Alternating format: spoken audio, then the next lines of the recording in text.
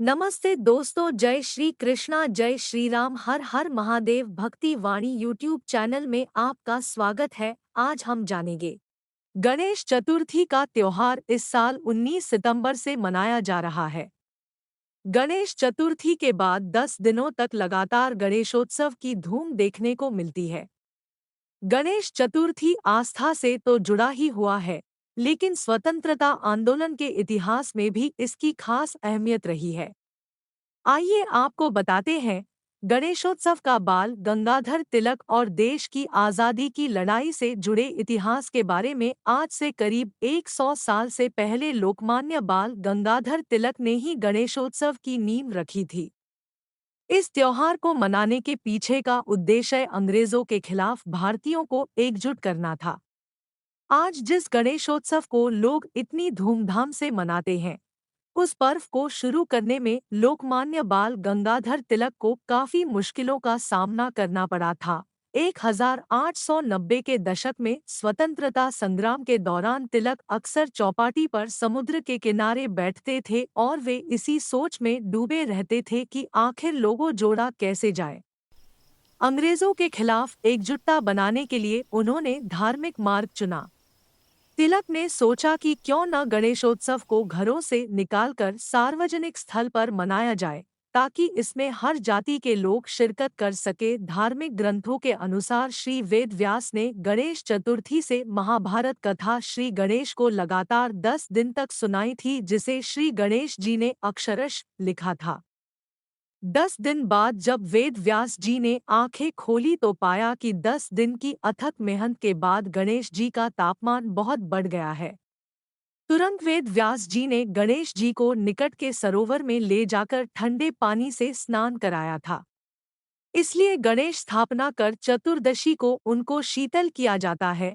इसी कथा में यह भी वर्णित है कि श्री गणपति जी के शरीर का तापमान ना बढ़े, इसलिए वेद व्यास जी ने उनके शरीर पर सुगंधित सौंधी माटी का लेप किया।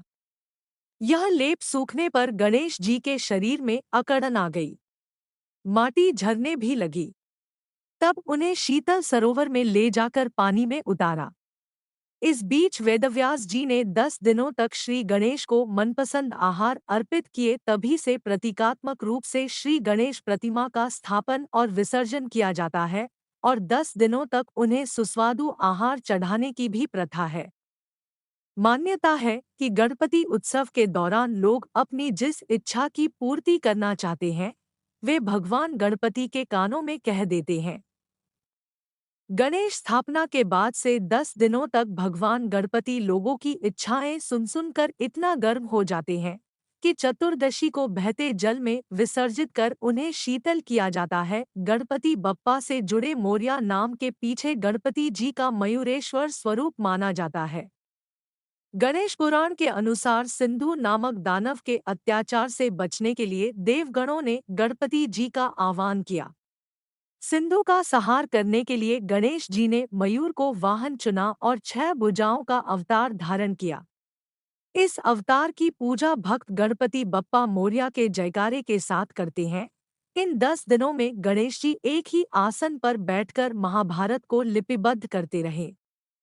इस कारण 10 दिनों में उनका शरीर जड़वत हो गया और शरीर पर धूल मिट्टी की परत जमा हो गई। तब 10 दिन बाद गणेश जी ने सरस्वती नदी में स्नान करके अपने शरीर पर जमी धूल और मिट्टी को साफ किया। इसलिए गणेश चतुर्थी पर गणेश जी को स्थापित किया जाता है और 10 दिन मन, वचन, कर्म और भक्ति भाव से उनकी उपासना करके अनंत चतुर्दशी को विसर्जित कर दिया जाता है। गणेश जी के आगमन के पूर्व घर और द्वार को सजाया जाता है और जहां उन्हें स्थापित किया जाएगा उस जगह की सफाई करके उसे पूजा के लिए तैयार किया जाता है। कई लोग मूर्ति स्थापना की जगह को अच्छे से सजाते हैं, झांकी बनाते हैं और लाइटिंग करते हैं। मूर्ति लेने जाना, बाजार जाने से पहले नवीन वस्त्र धारण करें, सिर पर टोपी या साफा बांधें, रुमाल भी रखें। पीतल या तांबे की थाली साथ में ले जाएं, नहीं तो लकड़ी का पाट ले जाएं जिस पर गणेश जी विराजमान होकर घर में पधारेंगे। इसके साथ ही घंटी और मंजीरा भी ले जाएं। बाजार जाकर जो भी गणेश जी पसंद आए उसका मोलभाव न करे, उसे आगमन के लिए निमंत्रित करके दक्षिणा दे। मंगल प्रवेश गणेश जी को प्रसन्न करना है तो प्रसन्नता पूर्वक और विधिवत रूप से श्री गणेश जी का घर में मंगल प्रवेश होना चाहिए। गणेश जी की प्रतिमा को धूमधाम से घर के द्वारा पर लाएं और द्वार पर ही उनकी आरती उतारें। मंगल गीत गाएं या शुभ मंत्र बोले। गणेश स्थापना स्थान की तैयारी। इसके बाद गणेश जी की मूर्ति को स्थापित करने के पूर्व ईशान कोण को अच्छे से साफ करके कुमकुम से स्वस्तिक बनाएं।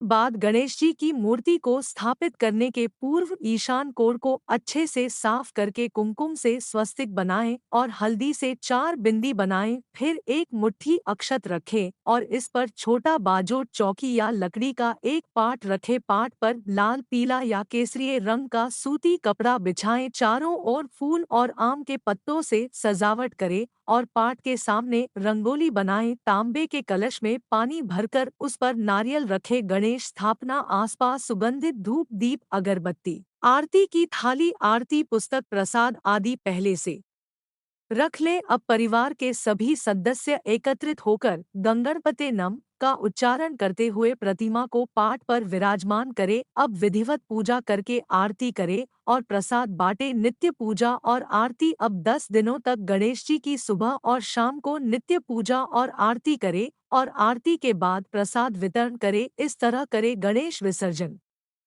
भगवान गणेश जी की विधिवत पूजा करने के बाद हवन करें और फिर गणेश का स्वस्तिवाचन का पाठ करें। अब एक लड़की का